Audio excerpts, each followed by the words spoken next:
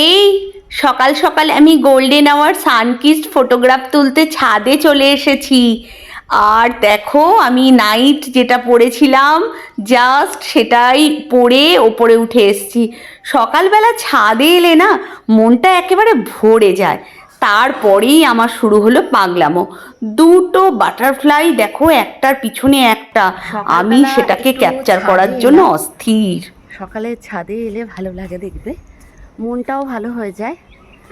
আর সবচেয়ে যে বড় ব্যাপারটা হচ্ছে ওপেন ছাদে এক্সারসাইজ করলে কিন্তু আমাদের শরীরটা ভালো থাকে। এক্সারসাইজ তো খুবই ভালো, কিন্তু আমি পড়েছি আমার সেই বাটারফ্লাই নিয়ে। আচ্ছা, এই বাটারফ্লাইটা তোমরা দেখে বলো তো, এটা কেন একদম স্ট্যান্ড স্টিল হয়ে আছে? আমি ছবি তুলছি কিন্তু নড়ছে না, চড়ছে না। যাই হোক, এই যে দেখো আমি ছাদের মধ্যে ঘুরে ঘুরে কি করব বুঝতে পারছি না, মানে কনফিউজ টাইপের। তো সামনে যে কটা এক্সারসাইজ মনে হলো, জাস্ট 5 মিনিট, তোমরা বলতে পারো খানিকটা ভিডিও তোলার জন্যই। এরকম রিয়েলিটি আর কেউ বলবে না। আমি ভাই আগেই বলেছি সত্যিবাদী যুধিষ্ঠির। যাই হোক, কিছুটা কিন্তু সত্যি এক্সারসাইজ করলে কিন্তু ভালো লাগে, এটা ফালতু বলে লাভ নেই।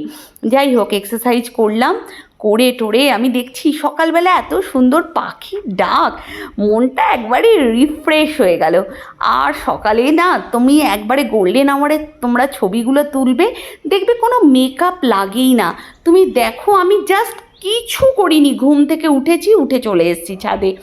আর ওই ওপর থেকে পাখিগুলো যাচ্ছে, আকাশে কালো মেঘ নয়, বেশ একটুখানি কালো কালো সাদা সাদা মেঘ নীলের মধ্যে ভেসে ভেসে যাচ্ছে, এত ভালো লাগছে না কি বলবো। আর সবচেয়ে বড় কথা কি বলো তো, এই তুমি যত প্রকৃতির সাথে অ্যাটাচ হতে পারবে না, আমাদের বডির সাথে প্রকৃতির একটা কানেকশান আছে। কি কানেকশান? আমাদের কিছু কিছু মানে ভেতরের হরমোনগুলো কিন্তু আমাদের নেচারে এলে অনেকটা অ্যাক্টিভেট হয় এবং আমরা অনেকটা ফ্রি থাকি। আমি কানে দুল টুল কিচ্ছু পরিনি, দেখতে পাচ্ছ খালি কানে আমি ঘুরে বেড়াচ্ছি। যাই হোক, মানে কি করব বুঝে উঠতে পারছি না, এদিক ওদিক এদিক ওদিক এদিক ওদিক করে খানিকক্ষণ ছাদে সময় কাটানো, আর কিচ্ছু নয়। তোমরা কিছু যদি কাজ না থাকে, ছাদে চুপটি করে 5 মিনিট 10 মিনিট চুপ করে দাঁড়িয়ে থাকবে।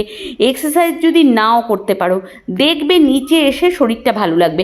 রোদ উঠে গেলে কিন্তু পারবে না, রোদ ওঠার আগেই যেতে হবে। আর এই যে তোমরা স্ট্রেচিং এক্সারসাইজগুলো করো না একটা টাইমের পরে, না এই স্ট্রেচিং এক্সারসাইজগুলো আমাদের শরীরের জন্য খুব দরকার। এখন একটা এজ হয়ে গেছে তো, খুব স্ট্রেনিয়াস এক্সারসাইজ আমরা করতে পারবো না। আর আমার তো আর্থারাইটিসের প্রবলেম, আমি তো আরোই বেশি পারি না। যাই হোক, এইগুলো অল্পর ওপর এক্সারসাইজ করলাম। আর এই প্রজাপতির পেছনে আমি কিন্তু তখন থেকে পড়েই আছি, সে কেন নড়ছে না, কেন চড়ছে না, এ কি আদৌ বেঁচে আছে নাকি মরে গেছে, এই প্রশ্ন আমাকে তাড়িয়ে বেড়াচ্ছে। আর আমি ততক্ষণ ধরে মানে মোবাইলের ক্যামেরা ফোকাস করে আছি, আরে তুই মরে গেছিস না বেঁচে আছিস কিছু বল, বুঝতেই পাচ্ছি না, চুপ করে থাকে এরকম। আমি বুঝতে পারছি না এর কোন স্টেজে আছে। তোমরা এরকম দেখেছো? আর সেই দেখছি দুটো প্রজাপতি একটার সাথে একটা। আর আমি না এই ধরনের জিনিস দেখলে আমার খুব ভাল লাগে। দুটো পাখি বলো, দুটো প্রজাপতি বলো, লোকে হয়তো হাসবে, বলবে এ আবার কি পাগলামো, বুড়ো বয়সে ভীমরতি। আরে না, এইরকম মানে দুজন থাকলে না আমার মনে হয় ওদের মধ্যে কি সুন্দর একটা কনজুগাল লাইফ তৈরি হচ্ছে। তোমরা হাসতে পারো, বাট এটা কিন্তু একদম রিয়েলিটি ফ্যাক্ট। আমি দুটো, তাই বলে অন্য কিছু না, শুধু পাখি বা অ্যানিম্যাল এদেরকেই ভালো লাগে। তবে কিছু কিছু অ্যানিম্যাল রাস্তার ধারে যে অসভ্যতামি করে ওটা মোটেও ভাল লাগে না।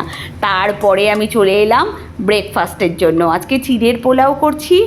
এই যে চিড়ের পোলাও বলতে একটু গাজর, বিনস, অল্প একটুখানি আলু দিয়েছি, কাজু কিশমিশ দিয়ে, অল্প একটু ঘি দিয়ে, একটু সাদা তেল দিয়ে চিড়ের পোলাও করলাম।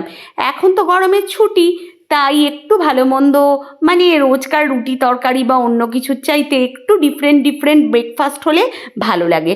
আর আমি এক খাবার না পরপর দুদিন খেতেও পারি না, রান্নাটা আমার এমনিই ভালো লাগে।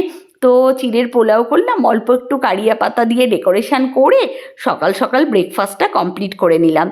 আর সবচেয়ে যে বড় কথা কি বলো তো, চিড়ের অনেকটা ভীষণ ইজি ডাইজেস্ট হয়। চিড়ে বলো, ওটস বলো, এইগুলো সকালবেলা খেলে কিন্তু আমাদের সারা দিনটা ভালো থাকে, অন্তত লুচি তরকারির চাইতে অনেক ভালো।